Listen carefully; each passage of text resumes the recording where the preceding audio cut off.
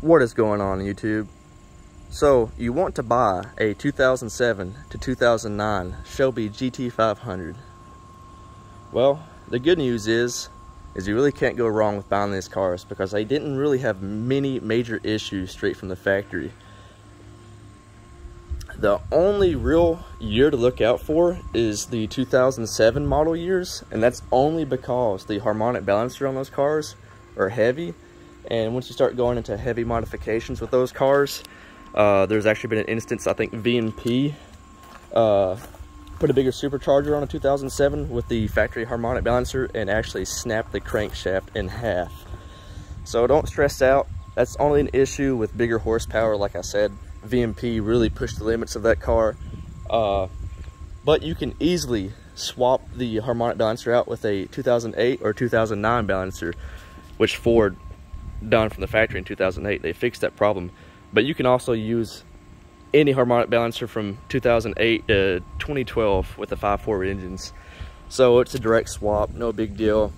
And it's just an added peace of mind if you do start to add a bigger blower and start throwing mods and bigger horsepower to the rear tires on these cars. So other than that, honestly, in 2008 and 2009, well, all three model years had a ceramic clutch from the factory, and people complain about the take-up on those clutches being loud. They would shudder, they would hiss, but honestly they don't really affect drivability that much. It's just a preference thing. Most people will swap the clutches out with a 2010 or later year style clutch, which are better clutches because they can hold more power, and the drivability and just preference of sound and stuff, the shuddering and stuff is fixed. Matter of fact, my car has a 2013 clutch in it. My car is TVS swap, and as you know, the 2013 and 2014 GT500s made a lot more power. They had the 5.8 engine and the bigger blower, so you really can't go wrong with those clutches. They're really kind of future-proof your horsepower build if you're looking into a bone stock car. So yeah, that's basically two things to look out for on these cars. 2007 cars, just watch out for the harmonic balancer. If it hasn't been replaced already, just slap in a newer style balancer, be done with that problem. And the clutches, if the clutches haven't already been replaced, like I said, 2010 and up style clutches will work in these cars, or you could always go the aftermarket route like a McLeod, but either way will be just fine. So with the clutches and harmonic balancer issues out of the way, one other small thing to look out for on these cars, and literally it's a small thing, is the heat exchanger on these cars are absolutely pitiful. They are a single roll, non-fan cooled heat exchanger, and they can barely keep up with these cars at the factory. And once you start to mod these things, any at all, even small things like a smaller pulley, are going to create additional heat, and the factory heat exchanger just can't keep up. So if you decide to do a bigger blower swap, or even like me do a TVS swap, you're going to need to upgrade the cooling mods. The heat exchanger, like I said, is single roll. Not only that, but the coolant reservoir itself for the heat exchanger is puny, and it doesn't hold much coolant capacity. So again, mods for that, you have the aftermarket VMP triple pass dual fan setup, or the AFCO dual pass dual fan setup. And then Department of Boost actually has a huge heat exchanger that is air cooled, but I prefer fan cooled heat exchangers just for the simple fact of city driving and sitting around out on a drag strip. You still have airflow being drawn through the heat exchanger. So again, that is a weak point to heat exchangers on these cars and the stock reservoirs. But if you want to save money, you could always upgrade to the 2013, 2014 heat exchangers. They are bigger.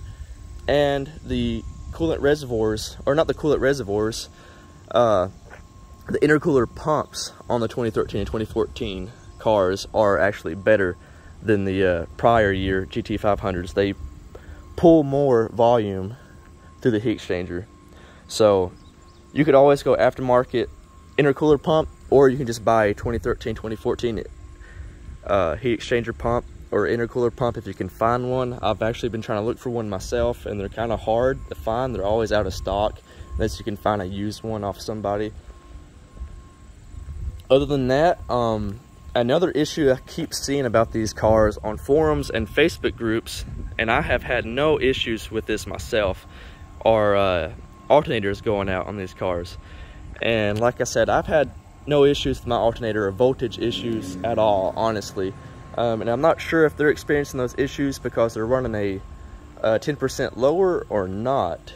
But that is one thing to look out for, are the alternators. Apparently these cars like to chew them up. But you can always get an upgraded alternator and upgraded power wires and stuff to help fix those issues. I'm actually going to pop the hood here and start talking about the engine bay itself. So talking about alternators, as you can see, they're kind of located down below in the engine bay. So maybe it's something with the heat or the placement of them that might fry them. But like I said, I've had no issues with mine, and hopefully I don't anytime soon. But since we're here, like I was talking about, the factory heat exchangers or the reservoirs on the matter of fact, I'm not sure if the 13-14 cars have a bigger reservoir or not. So that's why I didn't want to say anything earlier about trying to upgrade to a 2013 or 14 heat exchanger coolant tank, because this is actually a Roush 2 times capacity coolant reservoir for my heat exchanger. This is a $70 tank. You can get this off VMP. This honestly would be one of the first mods I would do if you're going to start pulling down or bigger blower or anything like that. So definitely upgrade the heat exchanger intercooler pump, this coolant reservoir, and the heat exchanger itself if you decide to do power mods of any type, because the best thing on these cars for making good reliable power is keeping the IET2 temps down, and the cooling system is how you do that. So anyway, with the engine bay exposed here, and major first mod that you need to do on these cars, any force and duct car, honestly, is get this passenger side oil separator. That keeps oil from being sucked from your valve cover into the intake, or to the intercooler in here. And matter of fact, I've seen pictures of people not running these and taking their old superchargers off when they're upgrading, and you can see all the oil coated in the intercooler, which goes into your intake and dirties it up and can cause detonation because it's diluting your fuel. So if your car, or the car you're looking at, doesn't already have one of these, go ahead and order one of these. That is a must. Now, in the 2007 and 2009 cars, the intakes are actually very restrictive. So again, if you're just wanting to buy a stock unit and keep it stock, don't worry about that. But for you guys out there looking for huge horsepower, definitely replace the intake. There's one thing about these cars, and the 2007 and 2009 cars in general, is that they're getting a little more affordable than the newer ones, especially the 2020s. They're just astronomical. But honestly, like the 13-14 cars, they're actually doubled in price versus these cars. And honestly, this supercharger swap right here from a 2013-2014 car puts you at the same power as those cars. So if you want to save money, just buy an 07-09 car, modify it, and do simple things like this right here. This is what I would call a budget horsepower build. Cold air intake, blower off the 13-14 cars. I got the blower and the factory 13-14 injectors, throttle body, and VMP booster pumps off a Facebook member on a GT500 swap group. Gave $2 grand for all of it. So I have next to nothing in this supercharger swap. Matter of fact, I sold the old supercharger for $1,000. So basically, I have $1,000 in this supercharger swap alone. So why not buy a 2007 car, spend around $2 grand, and make the same power that a 13-14 car makes at a fraction of the cost? And honestly, you can make way more power out of these cars and keep up with the 2020 cars. So speaking of making all that kind of power, we're going to have traction issues, right? Well, you will have traction issues big time if you start putting the huge horsepower numbers down on factory suspension. So what most people do with these cars is they lower them, like I have right here. I have BMR lowering springs. Some people relocate their sway bars, or they go with a Watts link. But all I have is just an adjustable panhard bar, and of course the lowering springs. And I have no wheel hop issues. Traction is another issue though. It's just these tires. But I'm actually going to buy some drag slicks today and see how this car actually puts the power down. So, but I mean, other than that, you can really modify these cars at the fraction of the price and get the same performance. You may not get the same interior luxuries. So we're going to go ahead. We're going to sit inside the car. I'm going to tell you some things you need to look out for. That is just a general S197 problem with these cars. It's not just the GT500s. It's any Mustang GT or V6 car in this era. So while we're in here, I'm going to go ahead and knock off the GT500 specific issues. I don't think GT500 started using widebands until 2011. Either way, it's in the later years. The 2007, the 2009 cars didn't have widebands at all. So, as you can see, I have one installed right there, and it is extremely crucial that you have one of these when you're modifying any of these cars. Your tuners are going to require that you have this, or any competent tuner anyway. That way you can see your air-fuel ratio. That is a necessity. Like I said, 2011, it may be later than that, but those cars had factory widebands, so you don't have to worry in those cars. But in a 2007, 2009, it is mandatory that you buy a wideband if you're going to modify or tune your car whatsoever. Now, another thing that is a must on these cars is the factory shifters leave a lot to be desired. Matter of fact, the TR6060 in these cars have a notorious second gear grind. I have the MGW second revision short throw shifter, which is what everyone recommends, and it completely fixes the second gear grind for most people.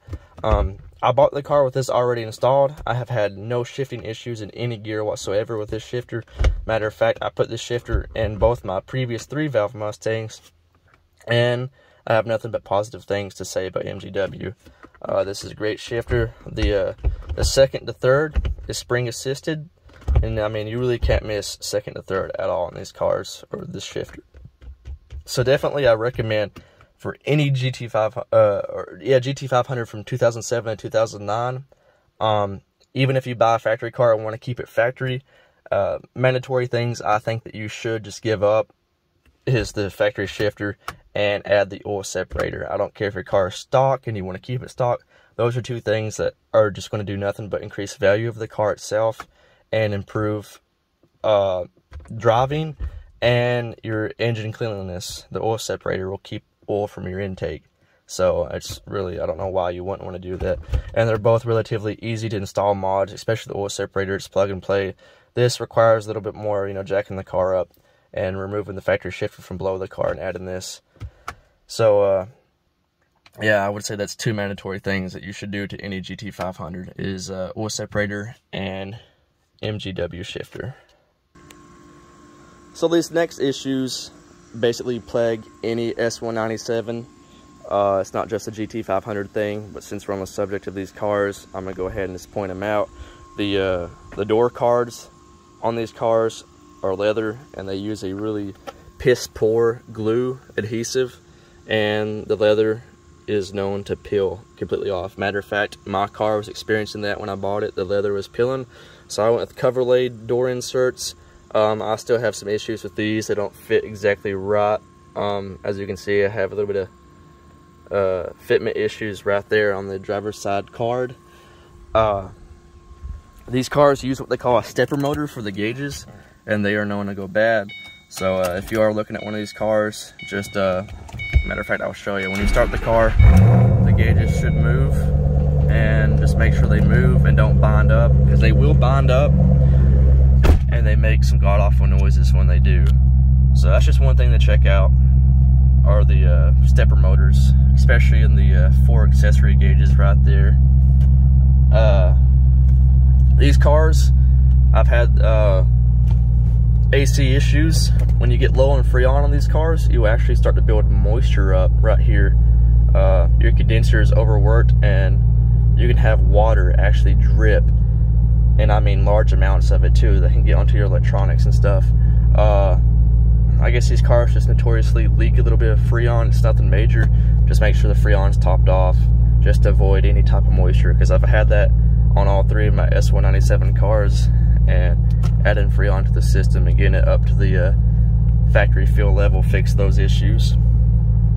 But basically, other than that, these cars are bulletproof. The interiors, I mean, seem a little bit outdated today. They can make some rattling sound and stuff like that. But honestly, for the prices that these cars are going for now versus a 2020 GT500, you really can't complain, because you're getting a huge performance bargain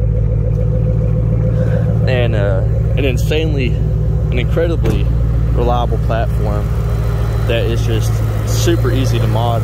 Like factory, these cars came 500 horsepower to the crank, as you all know, and with a intake, pulley, and tune, you can make well beyond 500 to the wheels.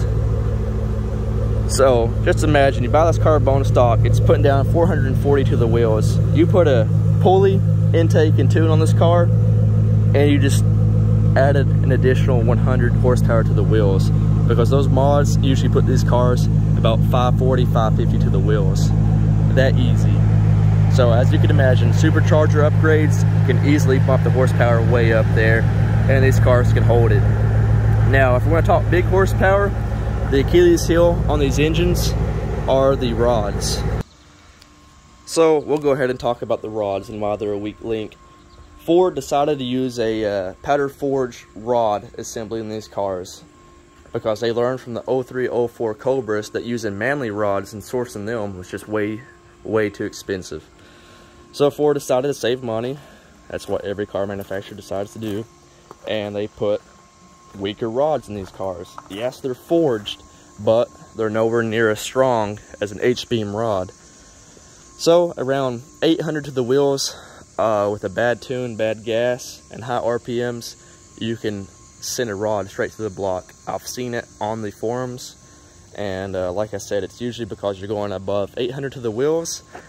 People want to try to rev these things too high, and bad gas or any type of detonation can just snap those little weak rods.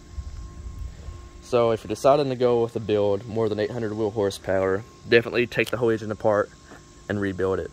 But that's not to say these are bad engines. The 5.4s, especially the 07 to 09, are iron blocks. A lot of people would tell you that the aluminum blocks in the 11 and 12s are stronger because they're aluminum and they're sleeved.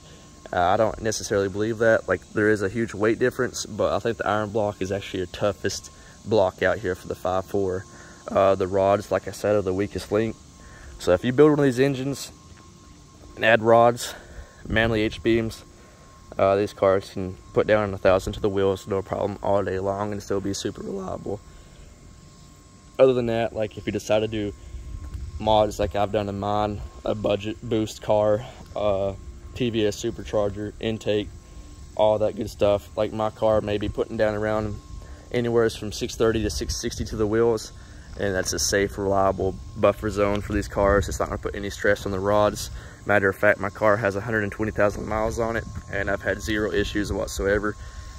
Compression test this car before I supercharged it, or upgraded the supercharger, and everything checked out perfect. So I definitely will not worry about the reliability of these engines at all. Honestly, you can't go wrong. The 5.4 on these cars are called the Condor engine. You can just look them up. They use heads from the Ford GT supercar. They're just bulletproof engines, and I've seen people rack the miles on these things. I've seen them up in 200,000s of miles. So reliability is really not an issue with these cars at all at factory state, or even in the state of my car with upgraded parts. Like I said, 800 or above is where you have to start watching the rods. Other than that, like if you do decide to buy one of these cars bone stock and just do the simple upgrades like I've mentioned, like the shifter, the oil separator, intake, and stuff like that, you can make 550 to the wheels all day long and pretty much drive this car until it rusts to the ground. because the engines are one thing I would not worry about in these cars at all. You definitely don't see any failures of these cars at their factory state. Honestly, you'd be hard pressed to even try to find one. You can try to look it up. I've never seen a failure on these cars, unless it's been something completely aftermarket, high horsepower build. So anyways, that's basically overall my wrap of a buyer's guide for the 07, 09 GT500s. And I'm hoping that this video didn't feel rushed, because I have noticed that my pacing has been off.